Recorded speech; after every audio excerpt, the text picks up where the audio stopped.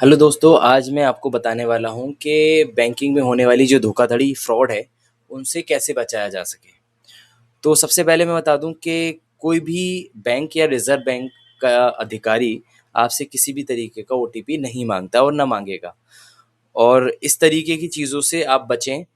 और सबसे बड़ी दूसरी चीज़ ये है कि आप कोई भी अननोन नंबर से या किसी भी तरीके के आए हुए लिंक उस पे क्लिक ना करें। चाहे वो व्हाट्सएप पे आए हो, केवाईसी के लिए आपके पास टेक्स्ट आया हो, किसी भी तरीके का आया हो कि आपकी केवाईसी पेंडिंग है और आप उस पे टिक कर दें ताकि आपकी केवाईसी यहाँ से आप कंप्लीट कर सकते हैं।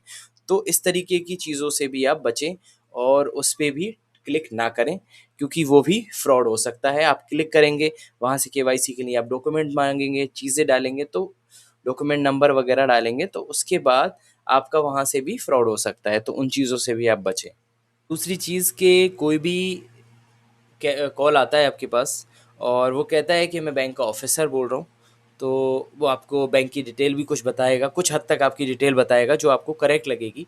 लेकिन वो पूछेगा, फिर आपसे सीवीवी नंबर मांगेगा, आपका पिन भी मांग सकता है।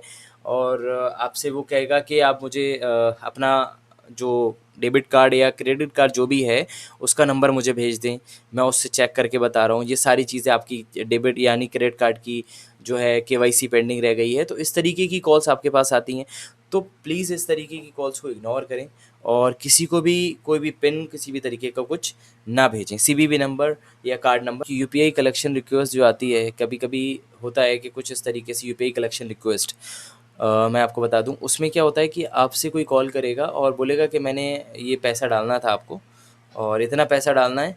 तो आपके पास एक मैसेज आया होगा, तो आप उसको देखें क्या अमाउंट है। मान लो 10,000 या 5,000 जो भी अमाउंट रहता है, तो वो आपको कॉल करेगा और आपको रिक्वेस्ट करने के बाद रिक्वेस्ट भेजेगा, आपसे बोलेगा कि आपका इसमें पिन मांगेगा, तो आप इसमें पिन डालेंगे। तो मैं आपको बता दूं, कोई भी रिसीव करने वाला, यानी कि अगर कोई मुझे पैसा भेज रहा है तो मैं उसमें पिन नहीं डालूँगा, क्योंकि रिसीव करने के लिए कोई भी पिन की ज़रूरत नहीं होती।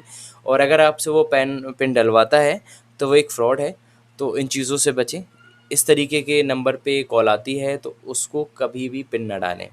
इन चीज़ों से बचें, क्योंकि रिसीवर के लिए कभी कोई पिन डालने की ज़रूरत नहीं होती है, का भी ध्यान रखें। बेसिकली देखते हैं आजकल वाईफ़ाई मिल जाता है, तो वाईफ़ाई कहीं का भी अगर आप हमें लगता है कि वो हम यूज़ करके और उसका इस्तेमाल कर लेंगे और बैंकिंग ट्रांज़ैक्शन कर देंगे, तो बेस इन चीज़ों से बचें। क्योंकि जो वाईफ़ाई होता है वो आप किसी इधर से उधर से आप उसको यूज़ करके बैंकिंग ट्रांज़ैक्शन स्पेशली ना करें, क्योंकि इन सी चीज़ों से भी फ्रॉड होने का चांसेस रहता है। तो इन चीज़ों से बचें कि आप किसी का वाईफ़ाई यूज़ करके, मतलब उस तरीके से आप कहीं आप जा रहे हैं, रास्ते में आप रेलवे स्टेशन पे हैं और वहाँ पर आपको दिखा कि कोई वाईफ़ाई किसी का ऑन है और आपका वो मोबाइल में चालू स्टार्ट हो गया, तो आप वहाँ पर अपनी बैंकिंग ट्रांज़ैक्शन से बचें, क्योंकि वहाँ से भी उन चीज़ों से भी फ्रॉड होता है। तो उन चीज़ों से ही बचें।